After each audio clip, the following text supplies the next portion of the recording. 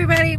So I just got out of church and I'm at the gas station right now, but I really felt like I was supposed to do a quick video on it's your fault if you don't use what you've been given. So I was just talking to one of my youth kids, and you know, they were saying that, and I feel like this relates to everybody, that every time they come back from church camp, or every time they, you know, go through like a big move of God or something, that their family never changes, or that they don't change, and all this stuff.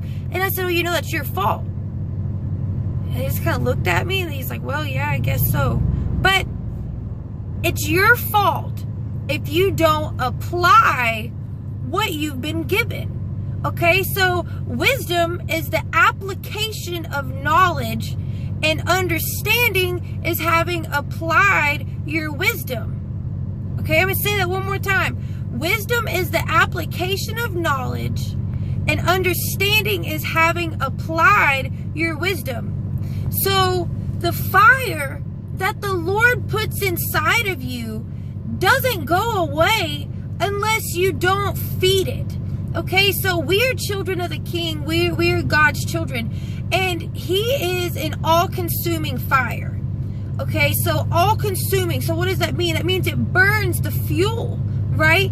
So if He gives us the fuel and we burn it and we use it, what does that mean? That we're not feeding the fire. We have to feed the fire. We have to use what we've been given. And sometimes, I'm trying to think of how to word this. If you pray for something, there might be a divine delay. Okay, that's actually what my pastor's message was on this morning, was on a divine delay. So Jairus, whenever he was having Jesus go to his house, it said that, you know, the streets were thronged with people, like, meaning like it was like shoulder to shoulder, like they was choked pretty much, because there was so many people. And Jesus stopped and talked to the woman who touched the hem of his garment. And so could you imagine, Jairus is literally freaking out, like, Jesus, don't you know what time it is? Like, my daughter is dying and we have all this stuff. But in the divine delay, God increased his faith.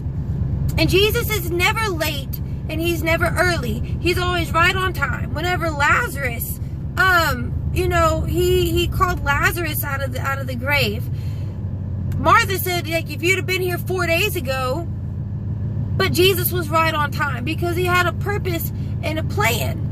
And if you're not seeing results of the gospel, that's your fault, because you're not applying it and you're not feeding it the way that it should. So whenever Jesus got to Jairus' house and he raised, you know, his daughter, he took her by the hand and raised her, and he said to feed her. So God has done a supernatural healing and resurrection in you, because you, Paul said, you know, he once was dead in trespasses and sins, and he brought you to life. And so you have to be fed. Supernatural healing, physical feeding. Okay? So if you're getting discouraged and things, examine your life and see what you need to be doing different to apply what you know to what you have. So be encouraged, be excited, and use what you have. And I don't mean it's your fault in a bad way. You might be going through a divine delay. You might be doing everything that you're supposed to be doing right now, and that's okay.